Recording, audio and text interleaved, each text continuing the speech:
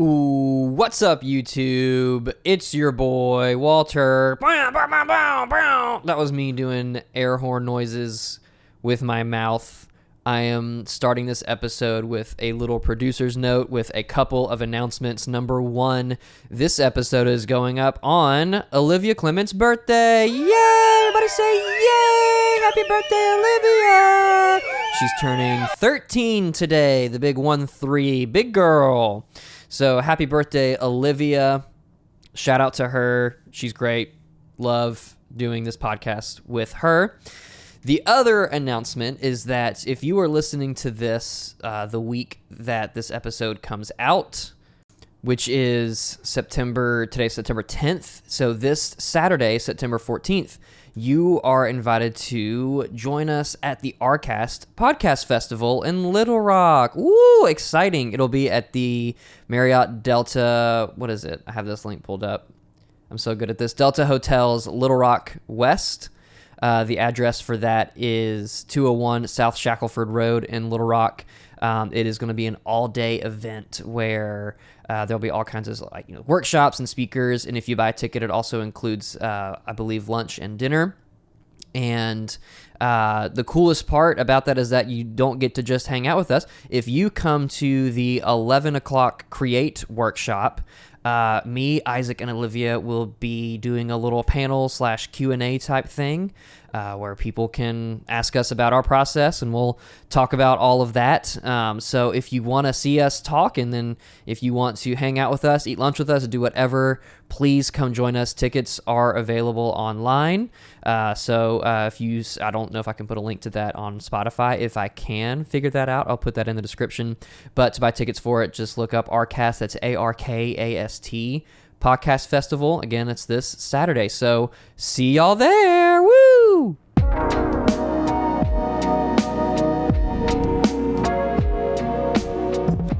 Welcome back to Flyover Film Country. I'm Isaac Sims, joined by Olivia Clement in Oklahoma. Yep. Walker. What's your last name? Walthall. Walthall. I was like, I didn't want to mess it up, so I'm just gonna ask. And Walter Lyle. That's it. Yeah, three W's, one surname, two first names. And my name is in Walker's last name. Wow. Walker Walthall. Like it's WALTHALL. Yeah, there's like a lot of overlap here. Yeah. Yeah. I feel like a xenomorph is gonna burst out of my brain right now. Is that what it feels like? Yeah. Yeah. We are going to be talking about Alien Romulus today. Oh, this is what we do, Walker. This is gonna be challenging. I have had 2 bad nights of sleep in a row, and I'm gonna be saying blah. So today we are going to be talking about Alien Romulus. We are, of course, a podcast. We talk about movies set in places oft forgotten by Hollywood, but we have been doing that less and less lately. We're just a movie podcast. We hang out, we talk, and when we have opportunities to showcase local filmmakers, especially our very own resident DP, Walter Lyle, we take the chance to do it. So yeah, we're going to be talking about all of it. But yeah. My question for you, Walker, and then we're going to go round robin, is if you knew you were going to have a xenomorph burst out of your body, where would you want it to happen? If you knew that death would follow in the next 15 seconds. That's a good question. So I'm going to be alive for 15 seconds in pain no matter where it comes out. Don't you feel like that's about the amount of time that people in the Alien movies live after a xenomorph bursts out of their body? I feel like it's less than that. Is it? Hey, it's like 3 to 5 seconds. Honestly, I was gonna say it's like 5 to 10. Do you think they're alive, but they pass out from the pain? Nah, and then they die. I think they're done. Yeah. Okay, so maybe pass out death, one of the two. Let's say 3 to 5 seconds. Whatever. I think I might go with my foot. I don't know why. That just feels like I think that would hurt the least amount. Yeah. Sure. That feels like way better than my chest, at least. Yes. Or my stomach or anywhere in my torso. Yeah. So I'm gonna go with foot. Nice. Yeah. What about you, Walter? Honestly, I was gonna You say thinking like what I'm thinking? I can almost guarantee you that I'm not. Sorry, I was just riffing. Oh, I was just riffing. I was going to say an extremity like Walker. So I was like my hand or my foot, honestly, because for the same reason, I think it would hurt the least amount. But I don't think that would be able to happen because, like, they're not big when they come out, but they're bigger than like they can't count. I don't think there'd be enough room in our hands or feet to come out through there. Y'all know what I mean? Yeah. But I just in yeah. this land of make believe, I'm still picking hand or foot. What about you, Olivia? I think we're gonna go hand as well. Just because as a kid I watched a lot of Dragon Ball Z with my brother, Oh, and there so you it'd go. almost kind of be like a Kamehameha type of thing, right? Mhm, Like just mhm. so I think if I'm gonna die and I know I'm gonna die, at least like enjoy it as much as I can, Yeah. I guess. Trying to have a positive outlook on this. Yeah. Yeah. So So out of all the Alien movies, we had. I'm trying to remember. In Covenant, the xenomorph comes out of the back.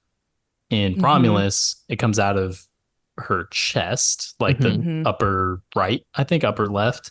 Mhm. And obviously John Hurt in the original, it Classic. comes straight out of his stomach, and that's like probably the goat. Like, what are the other iconic ones? Because I haven't seen 3 or Resurrection. In Shrek 2, when Puss in Boots comes out of Shrek's shirt. Yes. I think that's the I best one. actually watched I Shrek forgot 2 this about that weekend, homage. and I did not realize as a child that's what they were referencing. Yeah. But after I watched all of the Alien movies over the past 2 weeks, I was like, oh my gosh, that's an Alien reference. That's amazing. There are a lot of references in Shrek 2, actually, There are a that lot. I did not. One of my favorites is the cops sequence when they're Oh my like, gosh. Yes. they're chasing him pepper down. grinder. Knights. Yeah, and he's Yeah. like, oh, the pepper grinder. The pepper And grinder then, is and then incredible. they find catnip in Puss in Boots, and he goes, that's not mine. That's not mine. I also appreciate that, like, it's making fun of the OJ Simpson chase because it's a Yeah. white Bronco. It's It's so good. It's so good. It's so funny. If you haven't watched Shrek 2 recently, I highly suggest going Yeah. back and revisiting it. that's a I good watched it this rewatch. weekend. Classic.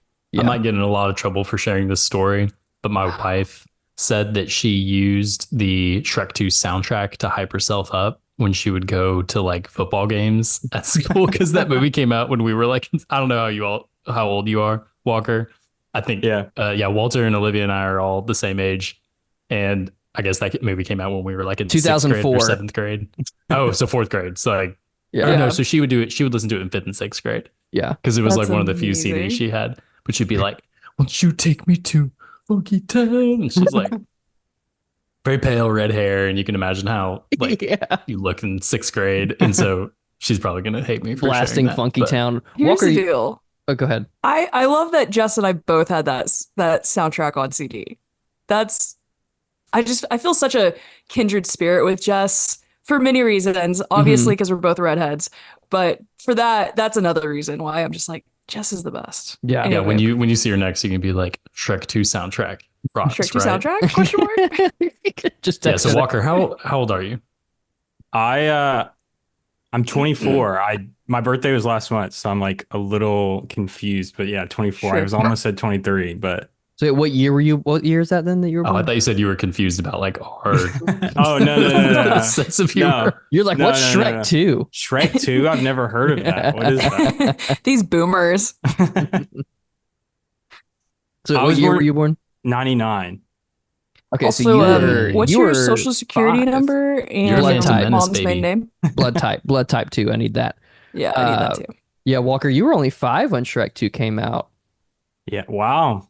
I've definitely seen it, but Yeah, but not like been we've on- seen it. right. All right. You know, All right, let's I be wasn't- very clear. I wasn't listening to it in 6th grade or anything, the soundtrack. I did play Funky Town in band in high school though, so at Sure. least Okay, you get grandfathered in. That counts. yeah. That counts. That counts. Where are you originally from? I'm from South Arkansas, like this it's a town called Camden, but like it's a small Yeah. town. And I lived on like the outskirts of Camden and went to a small school called Harmony Grove. So it's Yep. like I graduated with like 50 people or something like that. So Very I'm pretty nice. sure my wife went to Harmony Grove for like a year because they lived there for a mhm. while and in Camden because her dad worked for Lockheed. Yeah. Yeah. That's like the one reason people move there is to work. There's like this Yeah. whole, they call it the area, and it's like Lockheed Martin, Raytheon, like Hmm. all these huge companies for some reason have these plants out there in the middle of nowhere. Yep. I was down in El Dorado on Tuesday last week, a week ago, Tuesday. for which I will Yeah. gladly pay you Tuesday. It's crazy. El Dorado growing up was the closest movie theater to us. It was like 45 minutes Crazy. away. And so anytime we were going to the movies, that was the drive. So did you see Shrek 2 there? No, Sadly, no. 5 is not old enough to see Shrek 2 in theaters. I gotta ask for the listeners at home, Walker has a gorgeous orange tabby in his lap. Is its name Jonesy? No. And is he or sadly. she as chill as he or she seems to be? His name is Teddy, and Aw. he is chill most of the time, but it's like when he gets his happy feeling, he gets it, and it is wild for a little bit. But he loves Zoom. I don't know what it is with work. I work from home, and when I'm on a Zoom, he wants to be on camera. He wants to be rubbing on me and purring. And then once I get off Zoom, he's like, okay, I'm gonna go sleep in the other room now. So Maybe is it cats' voices? Is that a thing? Or is it our voices that like attracts them? Well, he's wearing headphones. yeah, I don't know if it's just Not the cat. The cat's wearing headphones. The cat's wearing headphones. Obviously, it hears us. There we go. There There we it is. go. I don't know. I think so. I think he just hears me talking, and it's like, when I'm sitting at my desk, usually I'm not talking. And so he's like, oh, something's going on finally. Something interesting is happening. That's right. Well, I want to, speaking while Walker's talking about him and his life and his cat, Mhm. for those who might be listening for the first time, or maybe you've been listening, Walker, this is his first time on the podcast. He's a guest of ours, and I wanted to, if it's okay with Isaac and Olivia, give Walker an opportunity real quick to introduce himself and what he does and why he is on the podcast today. Yeah. So I'm Walker. Obviously, we said that a few times. Hey, everybody in unison say, hey, Walker. Hey, Walker. Yeah. Okay, go And ahead. yeah, Isaac Yeah. just walked off. Isaac literally just walked away. he said, I don't care. He yeah. said, I'm not doing I'm out of that. here. Okay, sorry, keep going, Walker. Oh, you're good. You're good.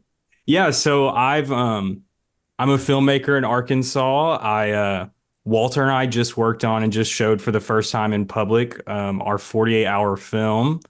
So a film we made in 48 hours for a contest that happens all around the world. And it was a lot of fun, and I'm excited to talk about it today. I'm excited to tell the story of how I met Walter twice and then was like, do you want to like do a lot of work and stay up late and not sleep for a whole weekend with me and a bunch of other people you don't know? So yeah, I'm a filmmaker. I work in film full time, producing, but I like directing, and so that's what I do in my own projects for fun. So Do you feel comfortable talking about, we don't know like the name of your company that you work Mhm. for or anything, but like what you do for your job? yeah, for sure. So we produce like family documentaries. So we work with people who have usually a lot of wealth that's going to live on past them, that they won't, the money they have is going to be in people's hands that they'll never meet. And so we make these 30 to 45-minute documentaries for them, basically where they can tell their story and kind of try to pass their values on through this film to people that will feel the impact of their wealth, but not necessarily meet them in the flesh. And so it's a really interesting job. Every film is so different because the people we talk to are so incredibly different from each other. And so it's been really cool. I've been doing it for over a year now, and it's been a lot of fun, and I've learned so much in this short time. But yeah, and it's also very secretive and weird. And like I've signed like 10 NDAs. So it's like I don't know. It's a very weird thing that I stumbled upon on Indeed one day. So Yeah, it is very cool. And I remember when we first met, which I mean was really not that, it was this summer that we met. But I remember you told me, I was like, that is like, it's one of the coolest, and like, it's like one of the coolest jobs that I would never be able to come up with on my own. You know what I mean? Like, it's such like an interesting business to do. And it's really cool that you do that. So, yeah. Yeah, I appreciate that. It is cool. And it's like, I'm not even kidding. When I saw it on Indeed, I read like the job description and stuff, and I literally thought this might just be like fake to get my email and information for something. Like this is just some data scrubbing thing, but I'm just going to go for it and see if it's what happens. Yeah. Yeah. And the checks have cleared and everything's good. So Yeah. As long as That's you all get that your matters. money. Yeah. Right. Yeah, exactly. Have you worked with any major Arkansan families? No, I haven't. This Interesting. Okay. Yeah, I haven't. We would love to though. You know, if you have any connections and you want to introduce me. I don't have any connections. I'm very no. I may stumble into one with this El Dorado meeting. I'm sure you could put two and two together as to who that might be. So Who is it? Just kidding. You don't say. I've signed like 40 NDAs actually. So Wow. Okay, we get it. not really. What who are your influences? So in just like filmmaking in general, or like my job work, I guess. Anywhere. Like I really believe that inspiration can come from like I don't know. Yeah. Tons of different places. Right. Yeah. So just in like film and like directors specifically, I mean, my favorite director is David Lynch. I love him so much because You're in good company, Walker. Are you a blankie? Not me, but Isaac and Olivia love David Lynch. blankie, is Olivia, that a term? Olivia, Well, I thought do you you know liked about David Lynch. Blank check with Griffin and David. Have you heard of that podcast? I don't think so. They just started covering David Lynch, and I'm just like the happiest man in the world. Nice. Yeah, they're like literally 3-hour episodes on every single one of his movies. Oh, So- that's exhausting. 3 hours. 3 hours for a podcast episode. Wow. Yeah. That's crazy. We would do 3-hour episodes if we made money on this. Oh, if we made money on this, I would. 1,000%. We'd make 8-hour episodes. Olivia, No. wait, didn't we do? I think our longest episode we've done It's was like 2.5 hours. and it was for Spider-Man No Way Home, I think. Oh, that's worthy of that though. I think. It is though. Yeah. I'm glad I've- Walker's not too much of a film nerd to get mad at us for being excited about Spider-Man. Oh no, man. Well, that's the thing. That's the thing about like talking about inspiration and stuff is it's like I love David Lynch and his weird like crazy movies, but it's like also like Talladega Nights, you know, is in my like top 10 favorite movies of all time. Good. Like good. that's like one of my comfort movies. Yeah, that's a And- great one. Yeah, it always makes me laugh. It's kind of like the first like, oh, nice. Yeah. That movie is so Hold on. It's so weird. Isaac, I love for our listeners, what were you holding up? And he walked away again. He's going to He yell from hates across us. the room. Wild at Heart. It was Wild at Heart. Oh, Laura nice. Dern and Nick Cage, my guy. I had to the only way I could see that was like if I bought it and I found it at a store. So yeah.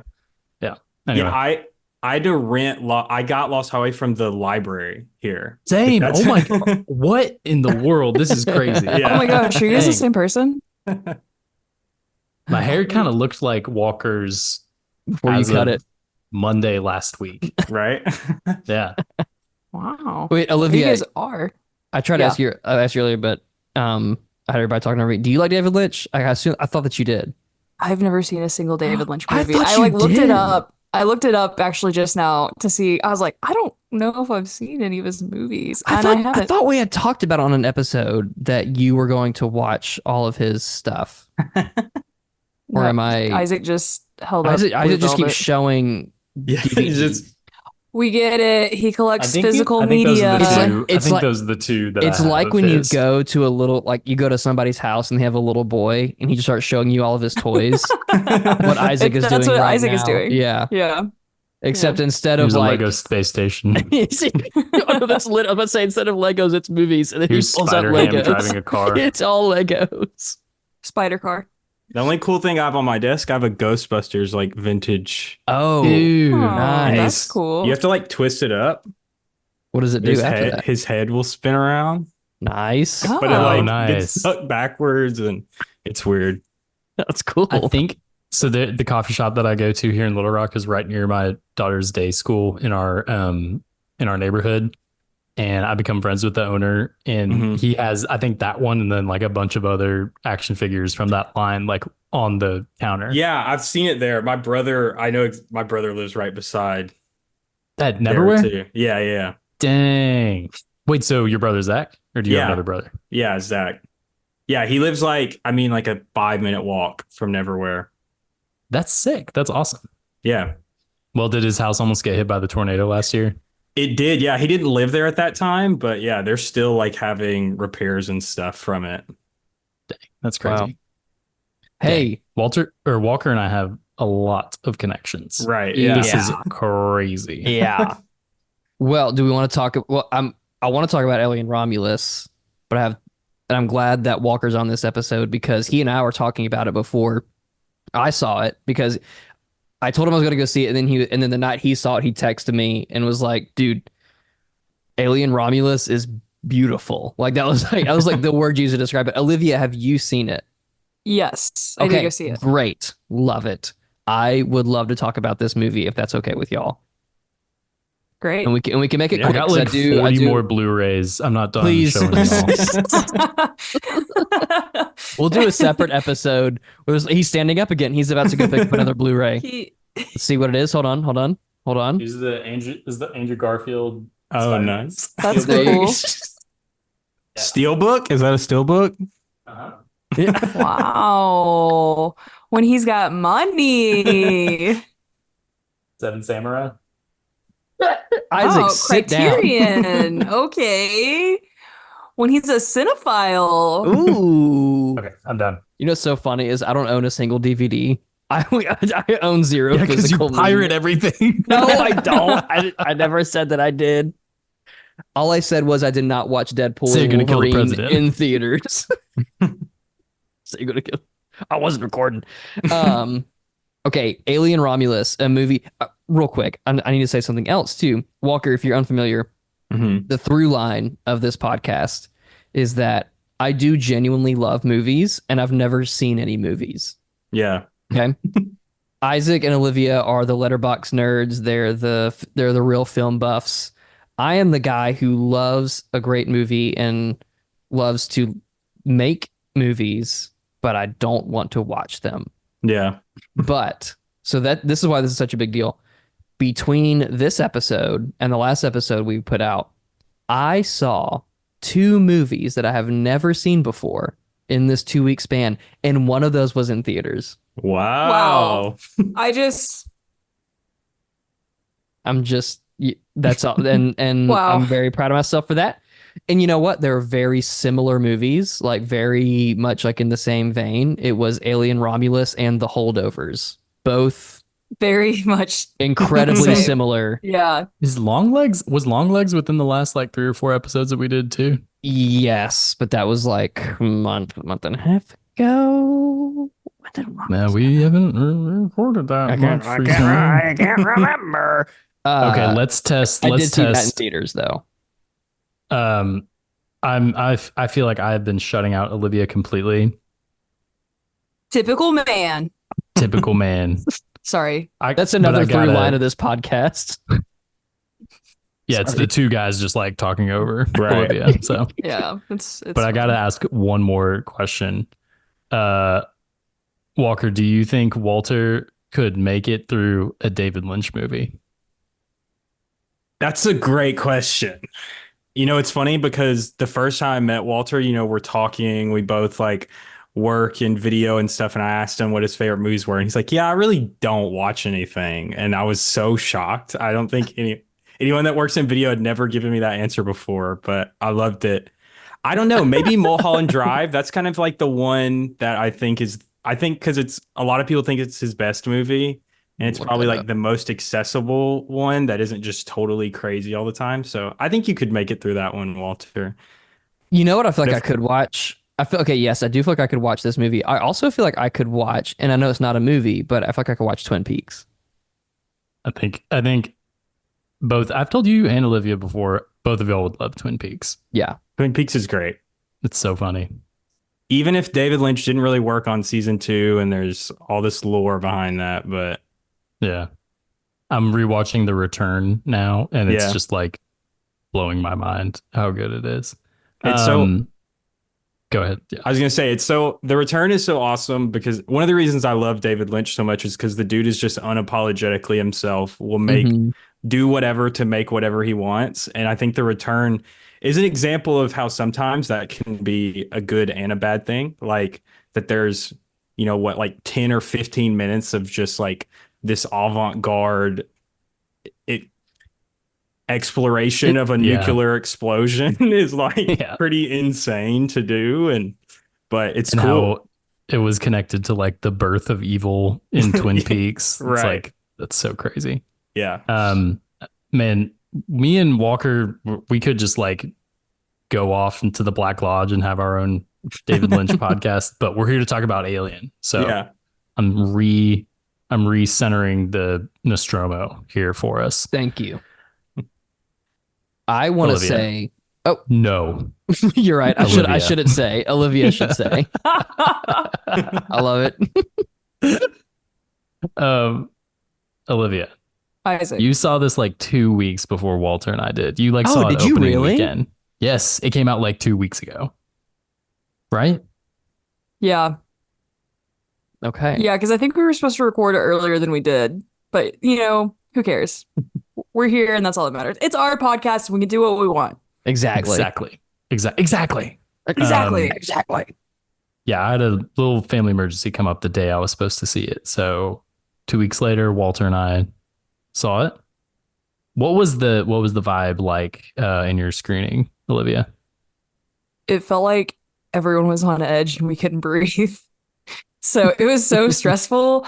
I went and saw it with 3 of my friends, and one of them was my friend Scott, who he and I had rewatched all of the Alien movies the week leading up to Mhm. it. I think he had maybe seen the first one, but he hadn't seen any of the other ones, and so we were like, all right, let's watch them. And so we watched all 6 leading up to it, and he and I were talking about it last night actually, and he was like, that is the most stressed out I've been in a movie in a very long time.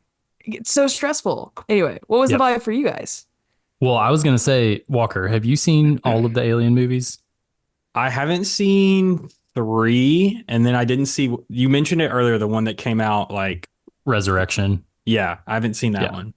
Okay. So you and I are on the same page. I don't really count Alien versus Predator because apparently Yeah. those are garbage. And Oh, yeah, Yeah. I don't count those. yeah, I Either. feel like a lot of people don't. And then Walter has barely seen Alien. So It's not true. It's an outright lie. I was yeah, gonna he say downloaded it off of F movies. no. I was gonna say earlier that Alien, the original Alien, is like one of the very first movies that I watched specifically for this podcast, like a few years ago when I first came on board, as I knew we were covering it, and I was like, I'm gonna be such a good producer / co-host, and I'm gonna watch. That's when we were reviewing like one movie per Individual episode. movies. Yeah. Yeah. And I was like, I'm gonna be very intentional about this. And I watched it by myself. Like I rented it on Amazon Prime. I paid money for it, Isaac. Whoa. And I watched it. And I That's high absolutely praise. yeah, it's high praise. And I absolutely we're gonna have a 3-way with the Declaration of Independence. I loved it, and it is like one of my favorite like sci-fi / horror movies now. And I think and I'm really glad that I saw it before I saw Alien Romulus because it just made it like that much more special. But I will say the rest of my thoughts until I hear from everybody else. Yep. So Olivia, packed house opening weekend. Walker, did you see it opening weekend? I didn't. I saw it last week, which is the end of August. Cool. It was not packed. We saw it like a Sunday afternoon. So it was like it was like a 5 o'clock showing or something like that. So it was like kind of a weird time to go see it. It wasn't that Friday or Saturday night. So it wasn't super packed. We did see it in IMAX. That was cool. That was really cool to see it in IMAX. We were like on the fence because everyone was like, we can see it in IMAX, but we don't have to. Like, it's not that big of a deal. And I think I was the deciding factor. I was like, I kind of want to see it in IMAX. I feel like it would be super fun. Like, this would be a fun film to see in IMAX. And so we were all glad that we went and saw it. But like, um, yeah, it wasn't a packed house for us. But what about how full was it for you guys? So I just looked at the box office mojo for this past Mhm. weekend. Deadpool and Wolverine still riding strong. Alien is in second, and then it was Twisters, and then Reagan, the Dennis Quaid movie where he plays Ronald Reagan, It's gotten which I think would be really terrible funny. reviews. It would be really funny to cover it on the podcast, Yeah. like as a joke.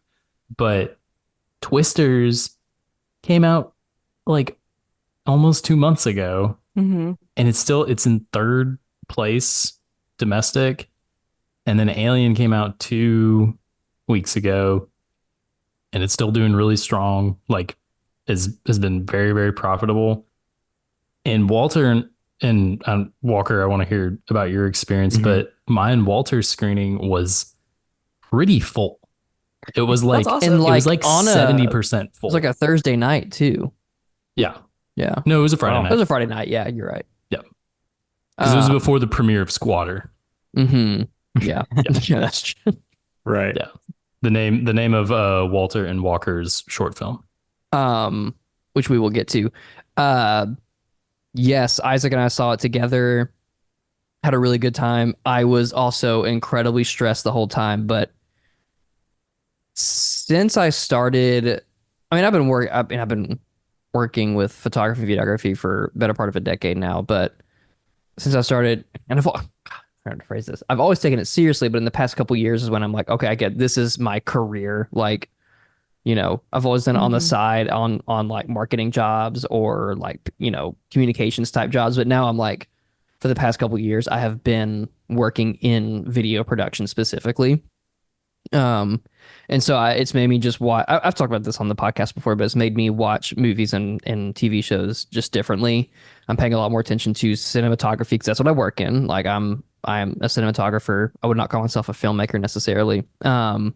And so I pay a lot of attention to lighting and camera movement and like all those like decisions that are made in pre-production and on the production itself. And so yes, while the movie was very stressful, like it almost helps me not be as scared because I'm paying attention to the cinematography a lot. And I'm sure Walker maybe was the same way. Like when you watch stuff like this, Walker.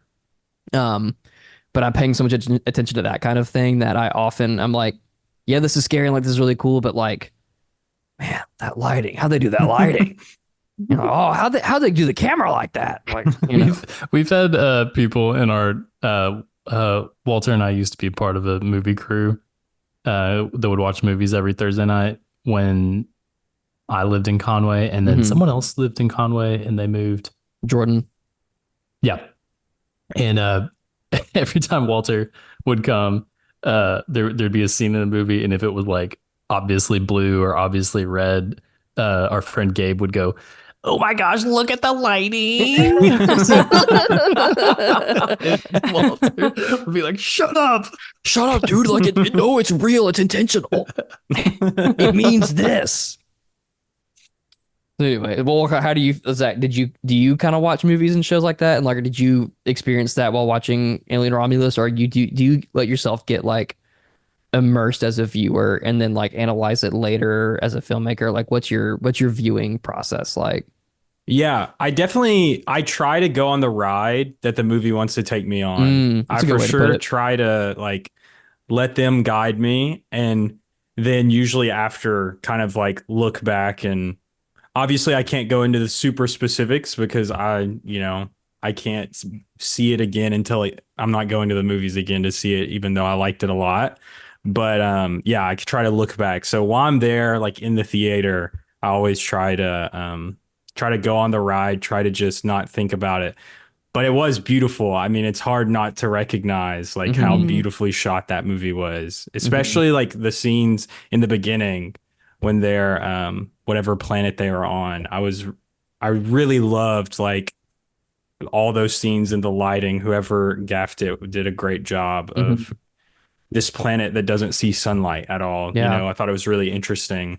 So Yeah, I think, and that was something I like. Are you a Star Wars fan, Walker?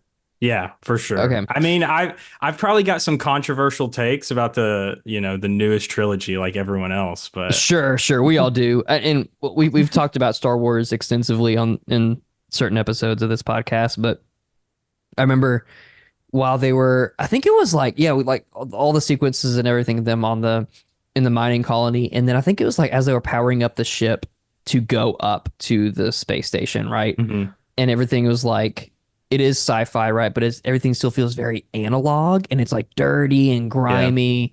And I like leaned into Isaac, and I was like, this is what like Star Wars could feel like.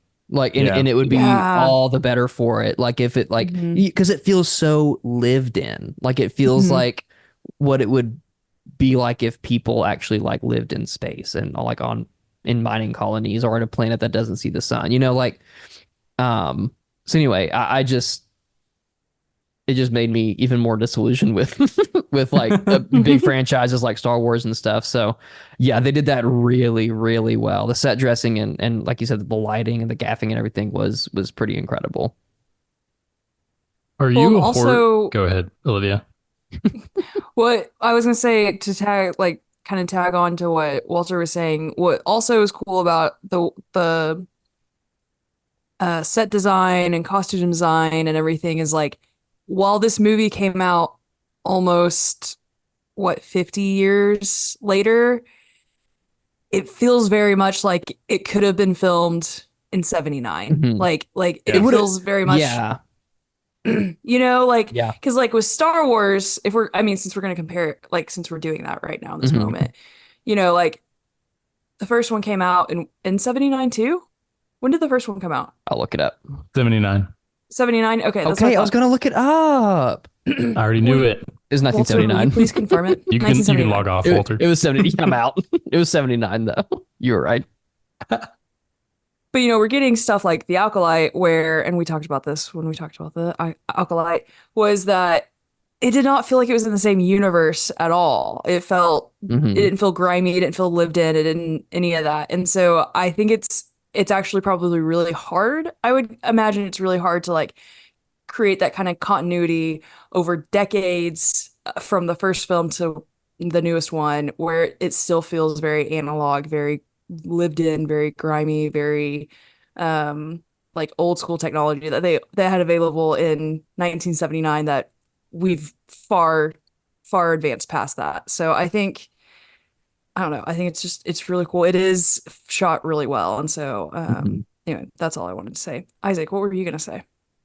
When Walter leaned in to me and said that, I turned back to him and I said, "Venom!" Running joke all night was just going.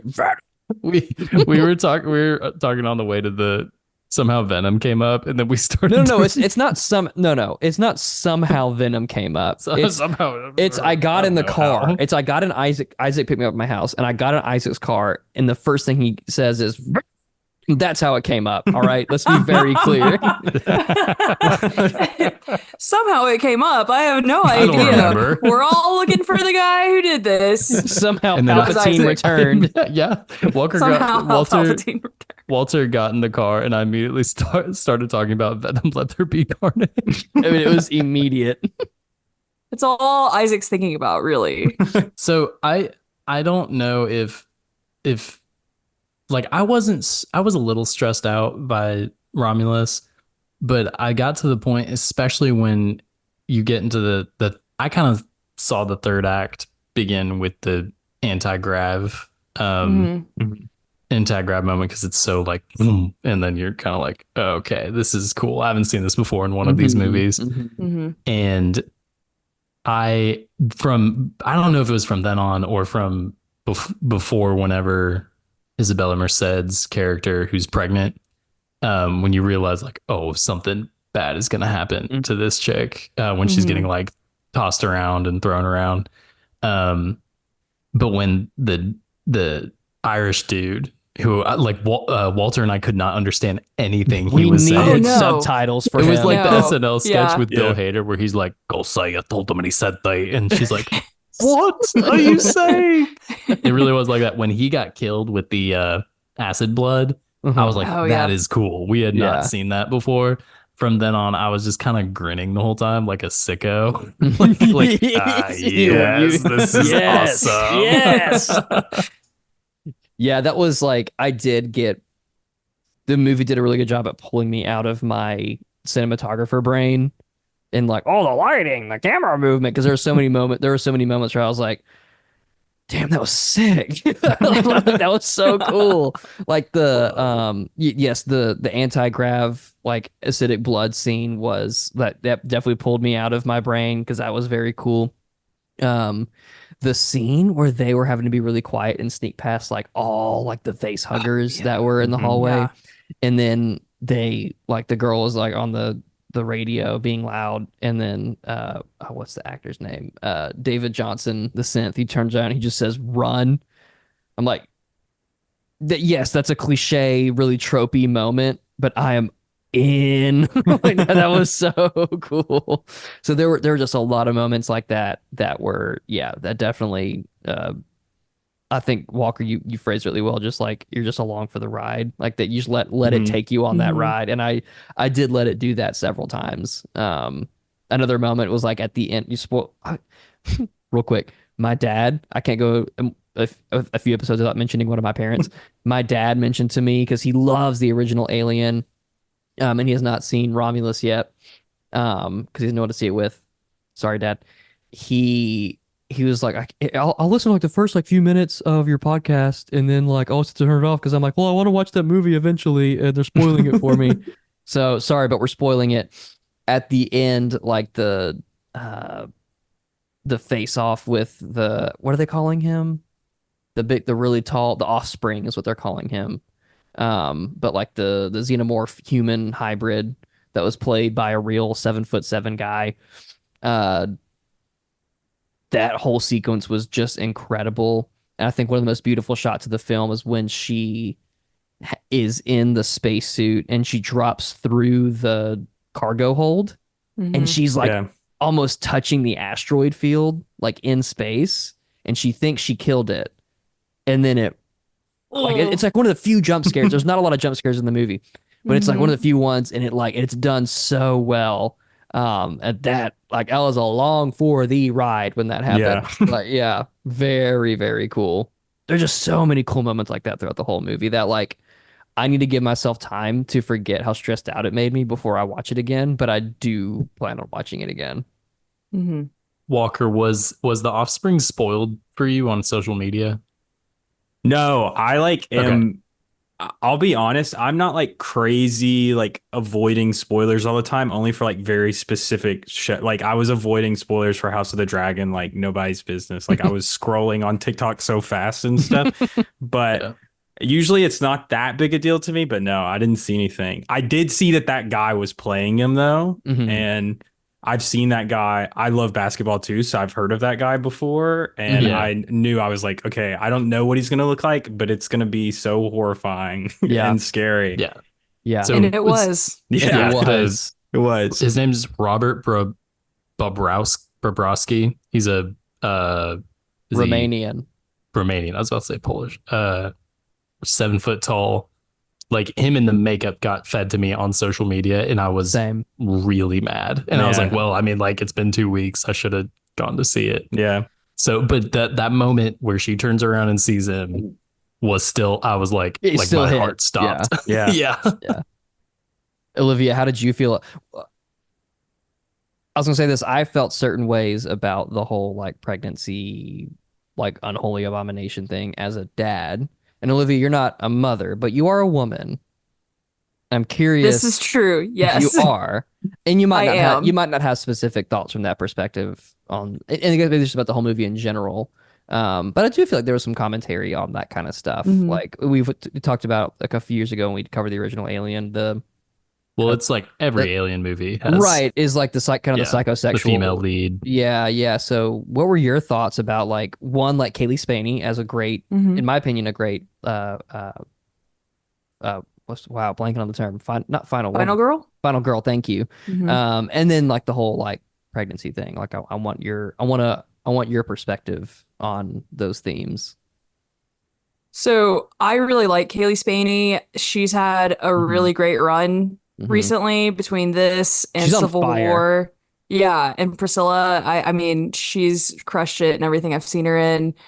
So I really, really liked her, her character and just this being obviously like Ripley as a final girl is probably one of the most iconic final Mhm. girls, and I don't know if I wouldn't consider her the first one, but she's like, if we're thinking Mount Rushmore of final girls, she's on there, Yeah. and so I And think it would be, action stars. yeah, Period. and Yeah. action stars for sure, because especially like with Aliens and with Alien 3 and Resurrection, it becomes way more action than like horror. And so she becomes more of an action star for sure. Excuse me. And so I think to kind of step into a similar role that is so iconic that everyone knows, even if you haven't seen Alien, like the Alien movies, like you know of the character of Ripley.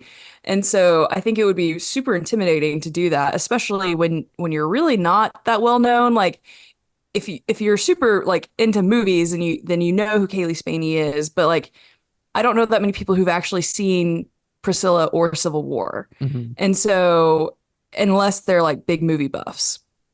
And so I think to kind of step into this big budget, well, I say big budget, it feels like a big budget movie, and step into that role or a similar role is pretty ballsy and bold. And Mhm. I think she handled it really well. I Mhm. really liked her taking on this role. And then honestly, I didn't really think too much about the whole pregnancy thing. I As soon as she said she was pregnant, I was like, oh, this is gonna be He's like bad. something. It's not This gonna is be gonna be great. real bad. Um, and so I didn't really think about it. I don't know if it's because I am not a parent or or what. I don't know, but that wasn't something I had really thought about. So like, I'm curious for you guys. Walker, I don't know if you're a parent, but for you guys as parents, like what was that like for you? You guys clearly had a reaction to it, so I'm Mhm. curious. You have a kid? You're only 24 years old. I don't. I don't. I don't. I He don't. shook his Okay. head. Okay. He No, does You have no. a not. He fur said baby. no. I have a cat. That's it. Okay. I had a it it was a testament to how well done it was with how uncomfortable it made me. Because yeah, as soon as I found out, like I saw that she was pregnant, I was like, it's not gonna be good. Like Sure. that will I be that. didn't think it was going to go in that direction Yeah, by any means. yeah. I No, did I not didn't think that at either. all. I think like because I thought she was dead when the whole scene with like she was trapped on the other side of the door Hmm. and the Yeah. xenomorph was just sitting there waiting, which was like, oh, Hmm. so well done. That is Hmm. that is good filmmaking. And then they're begging Andy to open the door, and it's like playing to the whole theme of synths and like their humanity and all that that had already been touched Hmm. upon earlier, and like, um, it it was pretty visceral. Like when you see the xenomorph grab her because you think she's dead, and Hmm. I'm like, oh my gosh, like Yeah. she's dead and her baby, like her, you know, unborn baby is dead, and like that's so crazy. I can't believe they did that. And then they bring her back, and I'm like, oh, maybe she'll live. And I'm like, no, I forget that this is like Alien, where there's like nobody's gonna Only one live. person's going to One survive. person's gonna survive, and I will be shocked if it's not Kaylee Spaney. So, Right. Right. um, yeah, I think if they were going to do something like they did, they needed to do it real big and real bold, and they did. Um, Hmm. they didn't really hold anything back. It was visceral. It was like Like you saw it. Like Mhm. you saw it happen. It didn't like they could have easily just shown like Kaylee Spaney's like reaction to it, you know, and like have some like Mhm. sound effects or whatever, but like no, they went all in. And even like went further when like showing the offspring like looking like he was trying to nurse like afterwards. Like that Yeah. was Yeah. so crazy. Yeah. So yeah, as a dad, that was I'll admit hard to watch, but again, I think that's just testament to like how like good filmmaking that was. Yeah, I'm a sicko. I was like, Isaac was in sicko mode the whole time. Yeah. sicko. Isaac Yeah, Isaac said this is exactly. exactly how the birth of both of my daughters went. Yeah, I was like eating popcorn. Man. That well because it had been spoiled for me, I knew like okay, she's gonna give birth to him and it's gonna be rough. And Haley in I forget her name, Rain. Hmm. Isn't her character name Rain? Yeah, yeah, Mhm. Kaylee yeah. Spaney. She knows, she like takes it and she's immediately like, I'm destroying this thing. Hmm. Mhm. And um and then when you see the baby, you're like, I don't know, should I? And then Yeah, because it looks like a you normal should baby. have, Yeah. but it's like that's a great moment where you're like, oh shoot, yeah, maybe she should. And then it's like too late by the time Hmm. Hmm. you realize that she should have. So So crazy. So crazy. How do we feel about the ending of the movie? Because it's kind of not a cliffhanger necessarily, but like it's left a little open ended. Do we feel like they're going to make another Alien movie where it picks up with Rain and Andy's story, or is it going to be kind of like I don't know. What do we think is going to happen? Because I could see them doing that. I could see them doing a direct sequel to Mhm. this one, like they did with Aliens to Alien. Mhm. I think they could. I think they could also maybe tie it into the like prequel movies like Covenant and Prometheus. Um, those take place before, well, Prometheus takes place in between Alien and Alien. So it's kind of like very similar to when this is taking place. Um, Because this so took they so could, real quick. Romulus took place canonically how long after the first Alien? ooh, I don't I think know it, how many years. I think it's like 20 or 25, something Yeah. like that. Okay. Yeah. Because the company it is sending they sent people to live on that planet to like form a colony and that and aliens they end up back there because the xenomorphs have like killed basically everyone in the colony. And so that's the planet that they're all on and trying to get off at the beginning of the movie. Okay. and there was a So, version where they were gonna have her be Ripley's daughter. oh, okay. And In it in still could Romulus? have and Oh. it still could have like worked because the timelines line up and she said my mom's dead and she Hmm. could have received word that her mom had died. Hmm. um but I'm glad they didn't Oh, do I didn't that. know that. Yeah. I told Walter that, and Walter didn't understand it because he hasn't seen Aliens, but Andy killing the xenomorph and recalling the iconic "Get away from her, you bitch" line Hmm. from Aliens, I just kind of groaned. It didn't ruin the movie for me or anything, but I was like, they didn't need to do that. Like this movie would have been perfect without a callback like that. So, I don't, you um, gotta have some you gotta have a little bit of fan service. You gotta yep, have a little bit of something. But see, what I understand like being a little annoyed with that. I personally was not annoyed with that. I liked the fan service, but what I appreciate about this film is you don't have to really see any of the other Alien movies. Like you don't even have to see the right, original yeah, Alien Yeah. Hmm. to enjoy the film. Yeah. Like you're just kind of dropped in the world and you don't have to know, okay, well, Doctor Strange showed up here and that means this and like, the Hulk does this thing, right? Like you don't have to know any of that to understand and like follow the movie, which I really appreciate. And I think that's actually really I don't know if it's actually really hard to do when you're kind of adding on to a franchise like this, but I feel like it's rare for films nowadays to add to a franchise and make it a unique story that is set in the same universe without actually having to know everything else prior to understand what's happening. You know, it's Yeah. funny. Sorry, Walker, go ahead. Go ahead. Oh, well, I was going to say, I actually saw it with someone who's never seen an alien movie or anything Oh. before. And I really enjoyed that, I didn't have to give him his homework before we went and saw the Yeah. movie. Like as Marvel seems to be now, like you have to watch 3 shows and 4 movies to understand anything that's going on. And I think it is tough to do. And I think a lot of movies now rely on it, and it's kind of like a crutch because it's like, oh, I don't have to do this. I don't have to, I don't have to do good storytelling because someone's already did it for me, 3 movies ago. Sure, And I can just be like, reference that movie and everyone's up to speed and we're ready to go. And so I think it was like, it's really good storytelling and really efficient storytelling to be able to create a movie that lives in a franchise and, continues the lore, which like Alien has all this crazy lore of all these different creatures that come from all these combinations and all these weird things, but still can stand on its own. And someone that has no idea what's going on in the wider world can watch it and have a good time and enjoy it and not be totally confused the whole time.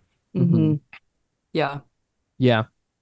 I was gonna say after the credits started rolling on Alien Romulus, and Isaac whispered to me, he goes, "Heard there's a post-credit scene where Doctor Strange shows up and like links it to the Star Wars universe." Samuel L. Jackson shows up as Nick Fury and is like, "I'm assembling a team." Yeah. What's up with all these mother effing aliens on the mother effing outpost? I would pay to see Wesley Snipes' blade kill xenomorphs, though. Now that you've suggested that, I think I would too. I'd be in. Sure. Or just Wesley Snipes as himself. He's not playing Blade. He's just himself doing it. It's literally Wesley Snipes against Just aliens. Wesley Snipes. Did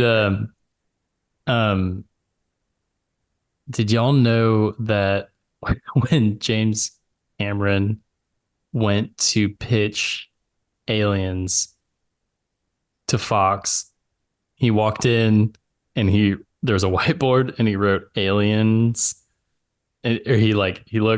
Olivia knows the story. He wrote the S, and they nodded, and he put a line through the S for $. They said wired. And he was made right. A crap ton of money. And he was correct. Yeah. That's good. So, Yeah, I told so funny. Walker and Olivia, I told Walter that he needs to see Aliens because it's like, Yeah, I it would is love really, to really watch good. the rest of the movies in the franchise. Because after Romulus, I'm like, wow, that was just so good. And I know not all of them are as good as Alien or Alien Romulus, but who cares? Yeah. Man, these movies are really good. I need to go pirate them. I need to go download them all for free. I just need more xenomorphs, Gotta have those xenomorphs. I need them. It's morphin' time. Well, speaking, is there any other thoughts we want to have about Alien Romulus? We've been going for a while, and I do want to give Walker some time to talk about his work as a filmmaker. I actually Last would thing- love to, I was Go going to say, ahead. I would love to bring one thing up and ask you guys about it. Yes. So the, what's his name? Rook, the Yes. robot that Yes, is from the yeah. original. You guys know that actor died in 2020, and this was like a completely AI Yep. recreation of him. Yep. I have thoughts about it. Number one, I think it just looked like shit. I thought it looked looked bad. horrible. Yes, it looks bad. Isaac leaned over to me and said, "That looks bad." As soon as he first came on screen. Yeah. That was the worst part of the whole movie. Yeah. It really was. I thought originally they just de-aged him, and I was like, yeah, that's some pretty bad. That's like that Will Smith movie where he's fighting himself level bad de-aging. Uh-huh. Yeah. But then I afterwards looked it up to learn, and so I was curious how you guys feel about that, because I know they got permission from his family and everything, and so it's it was kind of, I guess, above board in that sense, but it's still, for me, it still feels a little icky and weird. Mm-hmm. Yeah. I feel like there is almost never a situation within filmmaking that you need to do something like that. And like the biggest examples have been, I'll bring up Star Wars again, but the biggest examples have been in Star Wars when they did Mhm. it with Carrie Fisher in Rogue Mhm. One. Um, kind of a little bit like in the last like big Star Wars movie where like she died, Carrie Fisher died before they made the last one. They used like just archived footage of her for the Hmm. last one. And then there was another Grand Moff Tarkin, I believe is the character's name, and I'm blanking on the actor's name, but he had passed away many years before they made, was it Rogue One too that they I yeah. think so. Yeah, and the same thing and then again in Mandalorian when Yeah. they de-aged Mark Hamill as a younger Luke Skywalker. I think It's the eyes. It's like they cannot create they the can't life they behind they the will eyes. never get rid of the uncanny valley effect with that. And I think I get so it there's never a situation in filmmaking where that's necessary because I can almost guarantee you that a good writing team can write around somebody being dead in real life. Like Yeah. you simply Yeah. cannot have that character in there anymore. You have Mhm. to come up with something else. Um or like recast even like and don't do Sure. some kind of weird AI DH. I don't know. Yeah. Like it looks bad every time. And Walker, I'm glad you Mhm. brought that up because we maybe we should talk about another AI subject when we come to talk about the 48-hour film festival. And I think you know what I'm talking about. You know what? I do want to talk about that when we get to it, but that is a good precursor to that about AI in like filmmaking. I Oh don't know yeah, if they I'll say it just as an attendee. There was the hold, very first. It hold was on, the very hold on, first movie, hold on, right? hold on. We'll get to it. We'll get to it. I want to introduce the 48-hour film festival a little more, but yes, I do want to talk about that. But yeah, I don't Peter like it. Cushing was the name of the actor, by the way, of Tarkin. Yes, thank you. Thank you. Yeah. Yeah. When did he die? He died in 1994. Oh He my died like a gosh. month before I was born. He died and then 20, 25 years later, Yeah. they digitally resurrect him. Ah, it feels like It grave just digging. Like, I don't Yeah. know. it's digital grave I digging. don't Yeah. like that. It's yeah.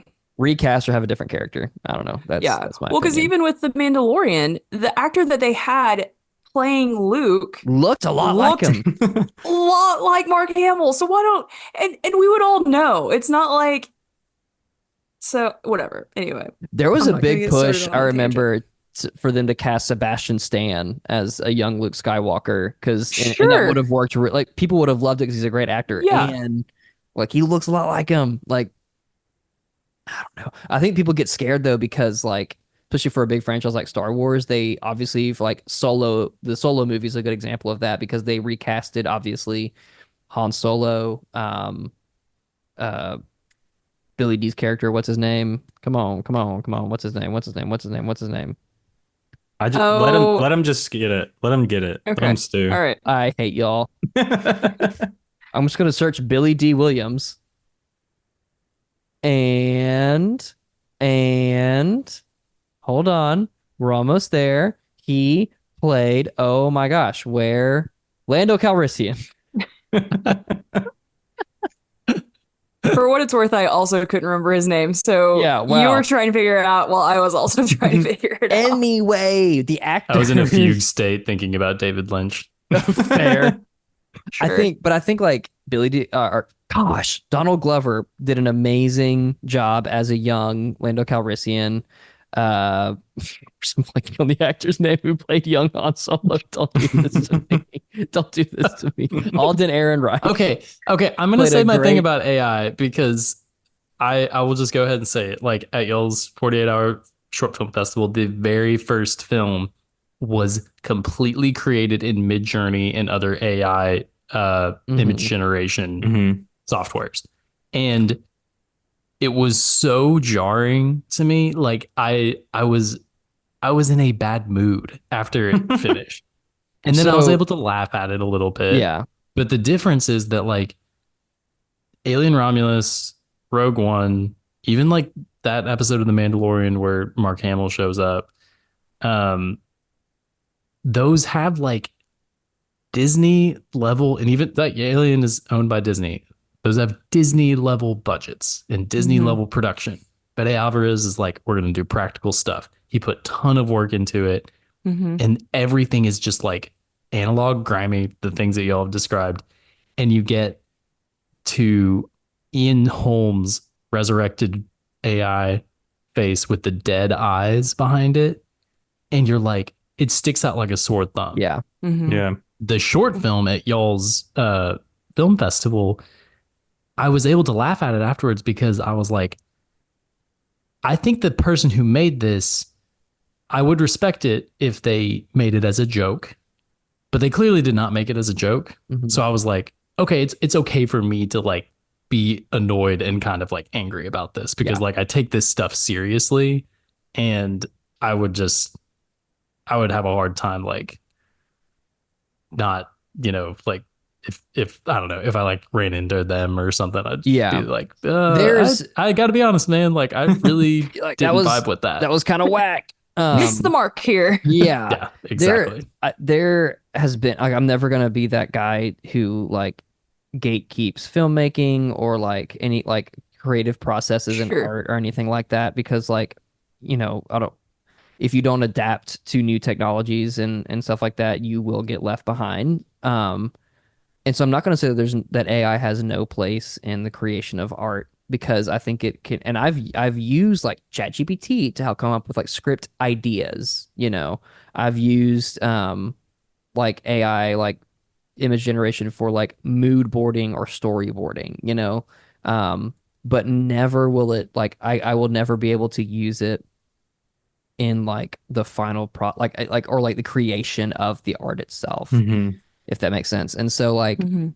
I don't know, I've just started like getting even more upset about it because I'm starting to see it more and more of people either trying to pass it off as real art or being like, I Mhm. used AI for this with a little bit of my own ideas, but like Yeah. The AI generated stuff still made it into the final product. And I'm like, no, like I'm gonna start getting more bold about calling people out on that, not in a hateful way, but like, the same way like we critique movies on Mhm. this podcast, Yeah. right? And those movies are made entirely by human hands and brains.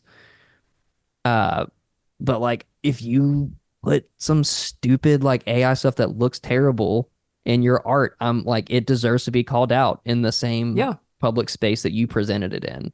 Yeah. Like there's this, for example, there's this photographer that I follow on Instagram who he's always done like he's toured with like really big bands in the alternative music scene, like doing photo video work. He's incredible, like great editor specifically.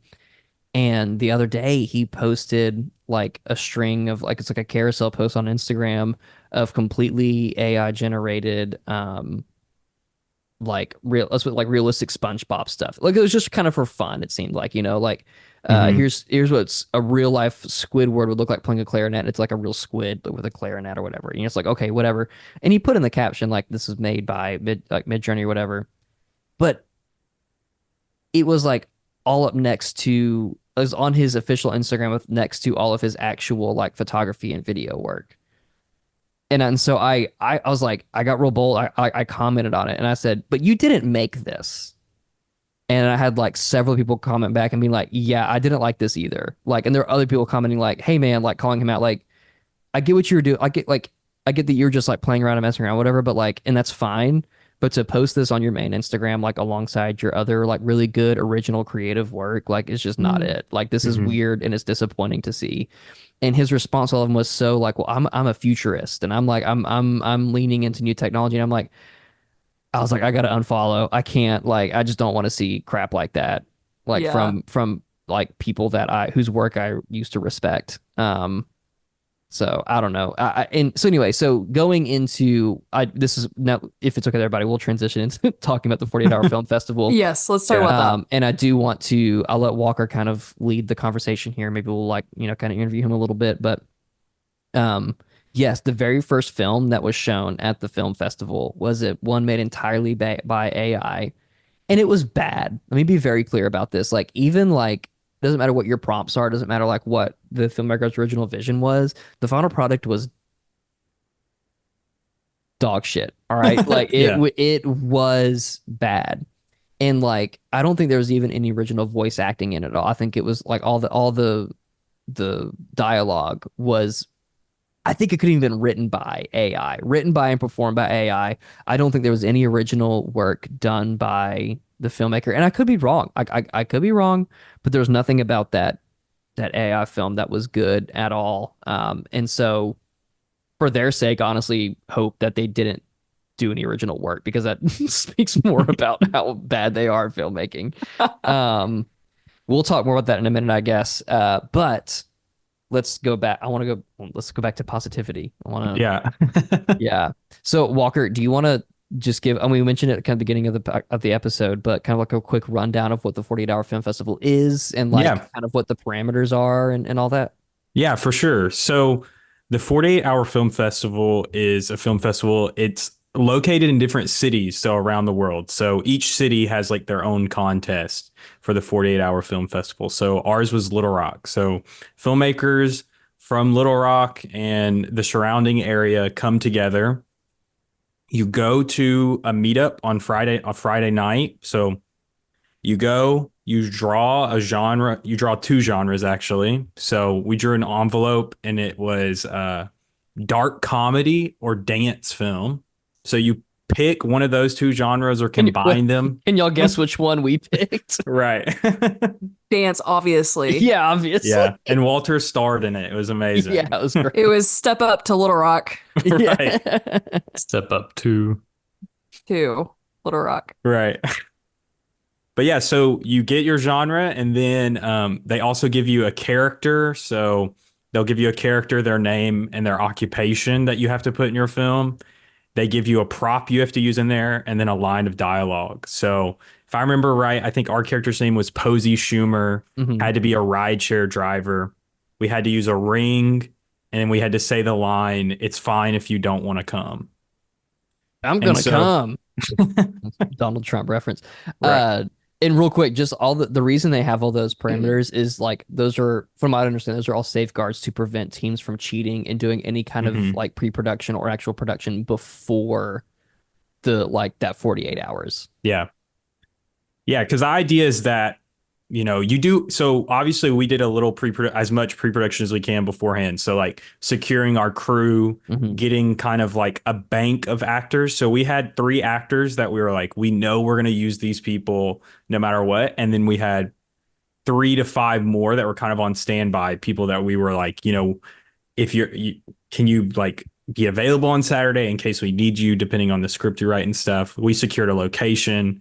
We just rented an Airbnb for that weekend so that we could shoot in it.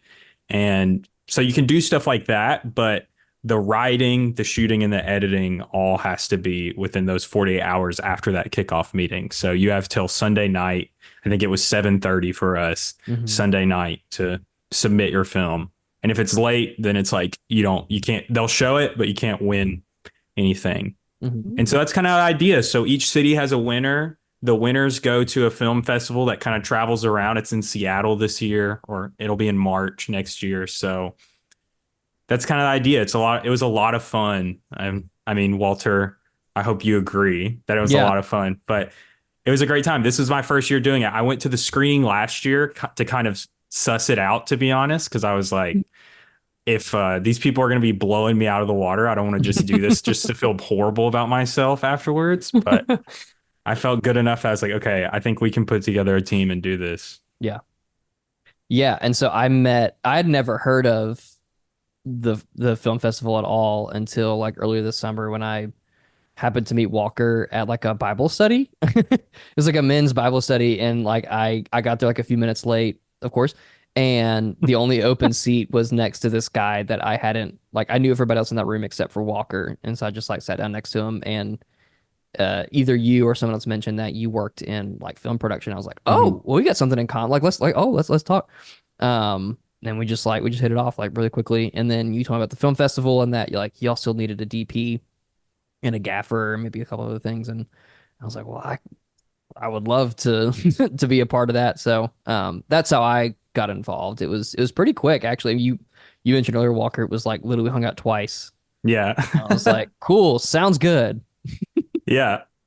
No, it was great. I mean, it was really great for it to happen that fast though, because it just felt like, you know, I don't know, not fate, but it just felt like it was right and it Yeah. worked Felt good. out. Felt Yeah. good.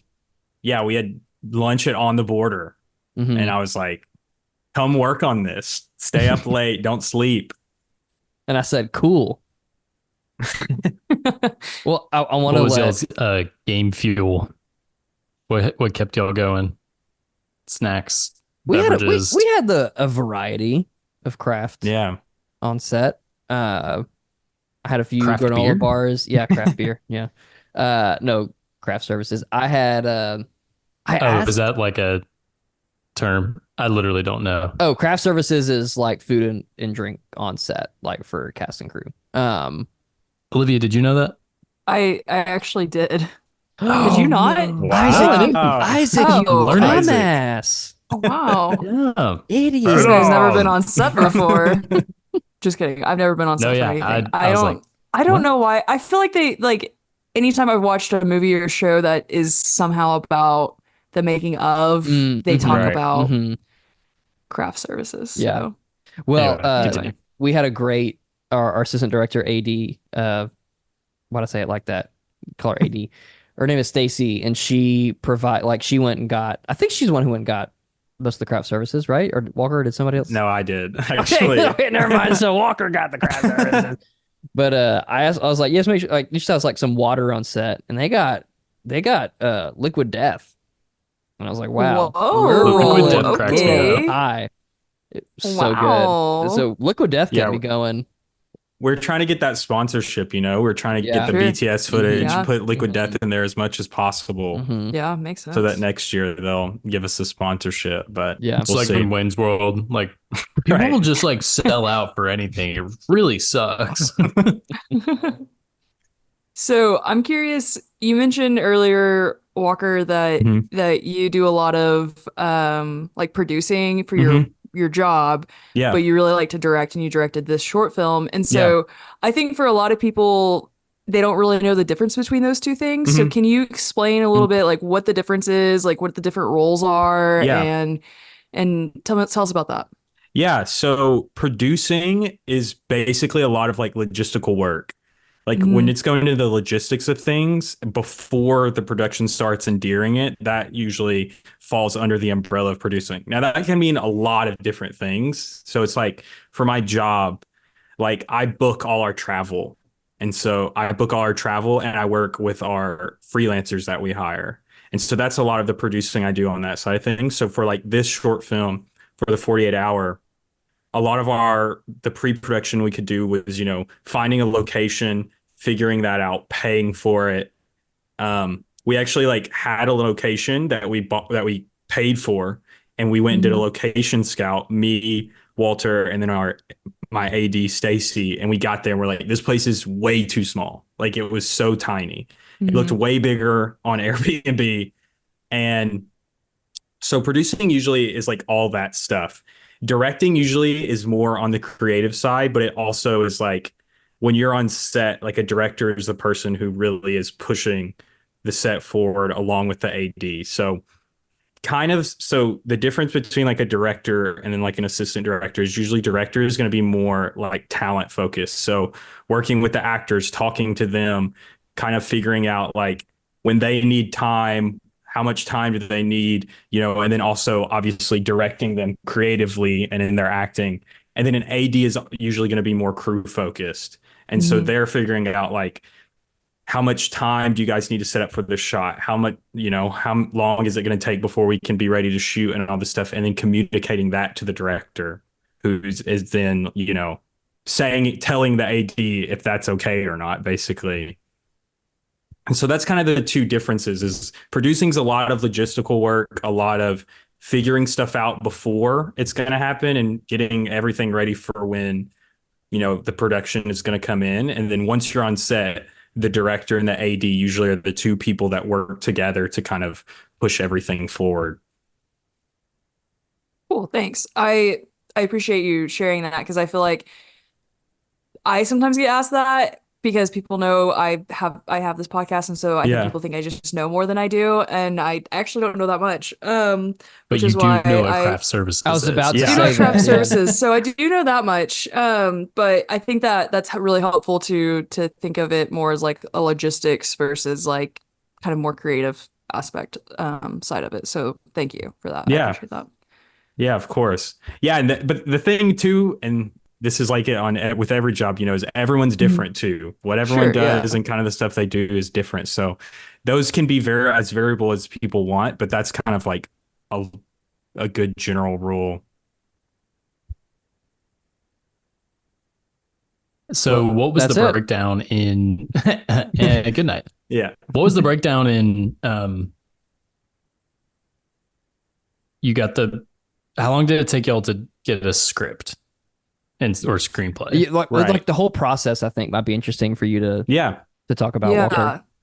Yeah, so I'll start. We had a meeting started on Friday night. We had a meeting I think on Wednesday night before, basically where we finalized like this is kind of the schedule we want to happen. Like this is our if everything goes perfectly, this is the timing that everything would happen at. So when we'd have our script done, when we'd be done shooting, when we'll be done editing.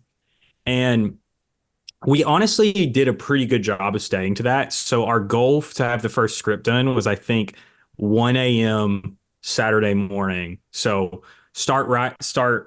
We drove back to our Airbnb. We kind of had a pitch session where we know we have to do a dark comedy. We know we have to have these characters in this line and this prop. Now, so let's all kind of pitch ideas, focus in on one.